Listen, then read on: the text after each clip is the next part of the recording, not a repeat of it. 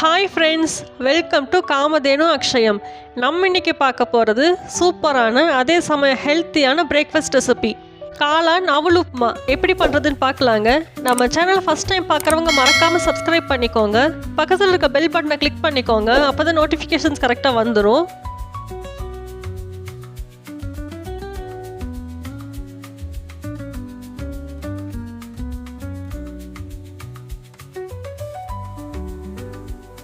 நான் இதுக்கு சின்ன வெங்காயம் 25 கிராம் போல் எடுத்திருக்கேன். இது மாதிரி சின்ன சின்னதாக கட் பண்ணி வச்சுருக்கேன்.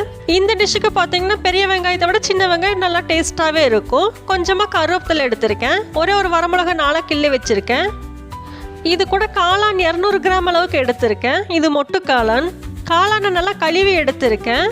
நம்ம இதை இப்போ சின்ன சின்னதாக கட் பண்ணிக்கலாம். மொட்டுக்காளான் பார்த்தீங்கன்னா ரொம்ப குட்டி குட்டியாக வரும், இல்லைன்னா கொஞ்சம் பெருசாகவே வரும். நம்ம தேவையான சைஸ்க்கு கட் பண்ணிக்கலாம். நான் இப்போ வச்சுருக்கிறது சின்ன சைஸ் காளான். சின்ன சைஸ் காளான் இது மாதிரி 2ஆக கட் பண்ணாலே போதும். இது நம்ம இப்போ பார்க்கும்போது பெருசாக தான் இருக்கும், வேகும் போது ரொம்ப சின்னதாயிரும். இப்போ பார்த்தீங்கன்னா பெரிய சைஸ் காளான் எடுத்திருக்கேன். இது 4ஆக கட் பண்ணி எடுத்துக்கலாம். காளான் நம்ம கட் பண்ண போது சின்ன சின்னதாக கட் பண்ணிட்டோம்னா வேகும் போது ரொம்பவே குட்டி ஆயிரும். இப்படி நம்ம பெருசாக கட் பண்ணும்போது பார்க்குறதுக்கும் நல்லாயிருக்கும், அதோட சத்தும் அப்படியே இருக்கும். எல்லா காளானும் இது மாதிரி கட் பண்ணிவிட்டு காமிக்கிறேன். இப்போ பாருங்கள், எல்லா காளானும் கட் பண்ணி வச்சுருக்கேன். இந்த சைஸ்க்கு இருந்தால் சரியாக இருக்கும். காளானை கட் பண்ணிவிட்டு ரொம்ப நேரம்லாம் வைக்கக்கூடாது, கருத்து போயிடும். சீக்கிரமாகவே செஞ்சிடணும். நான் இன்றைக்கி சிவப்பு அவல் எடுத்திருக்கேன். 1/4 கிலோ அளவுக்கு எடுத்திருக்கேன். இது பார்த்தீங்கன்னா லேஸ் அவல். இதில் கெட்டி அவல் இருக்கான்னு எனக்கு தெரியாது. இது லேஸ் அவல் தான். 1/4 கிலோ அளவுக்கு எடுத்திருக்கேன். நம்ம அரிசியில் எப்போவுமே வெள்ளை அரிசியை விட சிவப்பு அரிசி ரொம்ப நல்லதுன்னு சொல்லுவோம் உடம்புக்கு. அதே மாதிரி அவலும் அப்படி தான். வெள்ளை அவலை விட சிவப்பு அவல் பெஸ்ட்டாகவே இருக்கும், அதனால எடுத்திருக்கேன். இது இப்போ ஊற வச்சுக்கலாம். இது பார்த்தீங்கன்னா ரொம்ப நேரம்லாம் ஊற வைக்கக்கூடாது. தண்ணி ஊற்றிட்டு ஒரே ஒரு செகண்ட் மட்டும்தான் ஊற வைக்கணும், அப்போவே ஊறிடும். ஏன்னா இது லேஸ் அவல் தானே. நம்ம தண்ணி ஊற்றி ஊற வைக்கும் போது அதுலேருந்து குப்பையெல்லாம் வரும். இது பாருங்கள், நெல்லோட தோல் எல்லாம் இருக்குல்ல, அது மாதிரிலாம் வரும். அது அப்படியே எடுத்துடலாம்.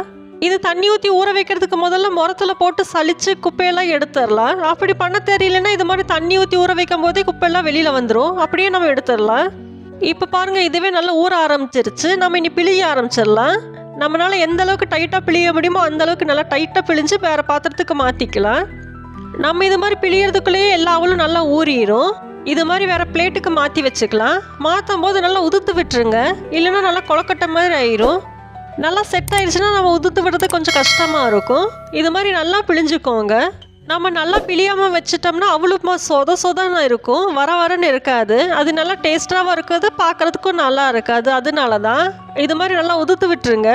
இது செய்யறதுக்கு கஷ்டமாலாம் ஒன்றும் இருக்காது, ஈஸியாகவே செஞ்சிடலாம். ஒரு 2 நிமிஷத்துலேயே நல்லா பிழிஞ்சு எடுத்துடலாம். இப்போ நம்ம 1/2 கிலோ அவல் செய்யறதுன்னா 2 பேட்சாக போட்டு பிழிஞ்சு எடுத்துக்கோங்க. 1/2 கிலோ ஒட்டுக்கா போட்டு பிழியும் போது ரொம்ப நேரம் ஊறிடும். இப்போ பாருங்கள், எல்லா அவளையும் நல்லா பிழிஞ்சு வச்சாச்சு. இப்போவே நல்லா இருக்குது. ஒரே ஒரு செகண்ட் தான் நான் விட்டுருக்கேன். இப்போ பாருங்கள், நல்லாவே ஊறி இருக்கு. இது லேஸ் அவளுங்கிறதுனால 1 செகண்ட் விட்டாலே போதும். இதுவே கெட்டி அவளாக இருந்துச்சுன்னா கொஞ்சம் நேரம் ஊற விடணும், அப்போ தான் ஊறும். இது இப்போ நம்ம தாளிக்க ஆரம்பிச்சிடலாம். தாளிக்கிறதுக்கு கடாயில் 1 டேபிள் ஸ்பூன் எண்ணெய் விட்டுருக்கேன். இது சன்ஃப்ளவர் ஆயில் தான். எண்ணெய் நல்லா காஞ்சிருச்சு. இப்போ 1/4 டீஸ்பூன் கடுகு உளுந்தம் பருப்பு சேர்த்துருக்கேன்.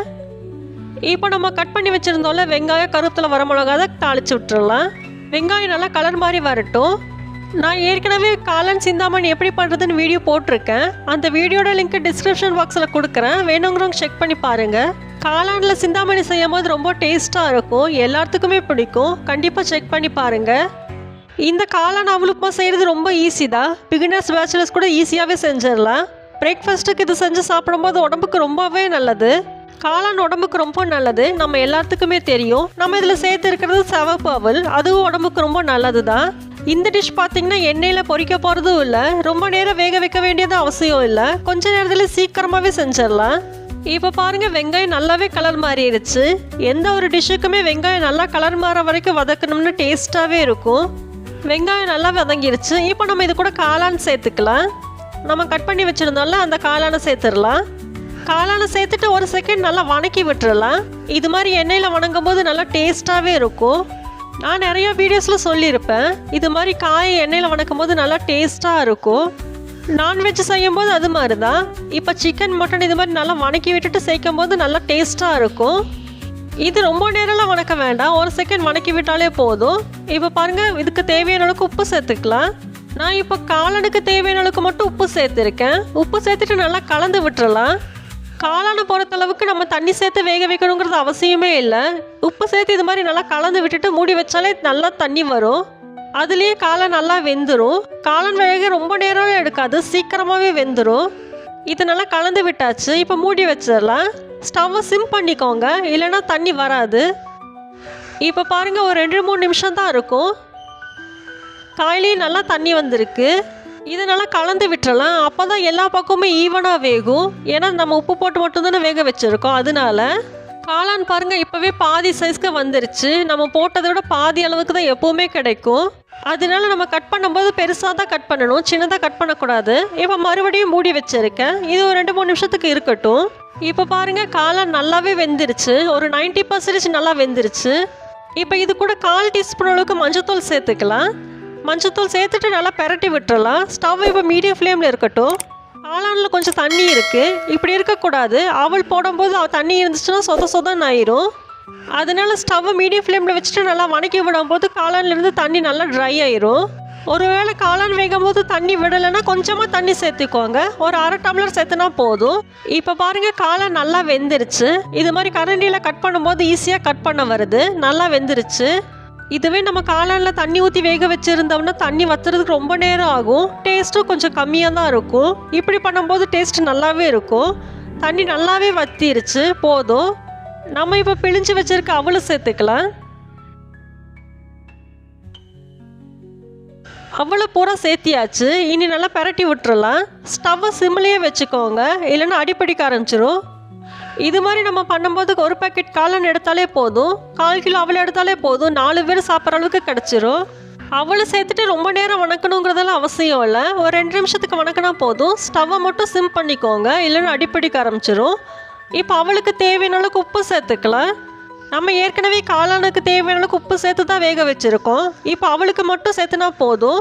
நீங்கள் டேஸ்ட்டு பார்த்துட்டு அப்புறமா தேவைன்னா மட்டும் சேர்த்துக்கோங்க, இல்லைன்னா உப்பு அதிகமாயிரும். உப்பு சேர்த்துட்டு நல்லா கலந்து விட்டுறலாம். ஸ்டவ் சிம்மிலேயே இருக்கட்டும். அவள் ஊற வைக்கும் போது நம்ம வெங்காயம், கருவேப்பிலை எல்லாமே ரெடி பண்ணிட்டு தான் அவள் ஊற வைக்கணும். நம்ம முதலே ஊற வச்சிட்டோம்னா ரொம்ப ஊறிடும். நம்ம இப்படி பண்ணும்போது டேஸ்ட் எப்படி இருக்குமோன்னு நினைப்போம், ஆனால் டேஸ்ட்டு சூப்பராக இருக்கும். கண்டிப்பாக செஞ்சு பாருங்கள். நம்ம சேர்த்துருக்கிற சிவப்பு அவளும் காளானும் பிரேக்ஃபாஸ்ட்டுக்கு சாப்பிடும்போது ரொம்பவே நல்லது உடம்புக்கு. இது நல்லாவே கலந்து விட்டாச்சு, போதும். ஸ்டவ் ஆஃப் பண்ணிடலாம். ஸ்டவ் ஆஃப் பண்ணிவிட்டு ஒரு 2 நிமிஷம் அப்படியே இருக்கட்டும். அப்போ தான் டேஸ்ட் நல்லாவே இருக்கும். இதுக்கு மேலே கொஞ்சமாக கொத்தமல்லி தூவிட்டு கூட சர்வ் பண்ணிக்கலாம். நம்ம ஹெல்த்தியான பிரேக்ஃபாஸ்ட் காளான் அவல் உப்புமா சூப்பராக ரெடி ஆயிடுச்சு. நீங்களும் இதே மாதிரி செஞ்சு சாப்பிட்டு பாருங்கள். வீடியோ பிடிச்சிருந்தா லைக் பண்ணுங்கள். காமதேனு அக்ஷயத்துக்கு சப்ஸ்கிரைப் பண்ணுங்கள். தேங்க்ஸ் ஃபார் வாட்சிங்.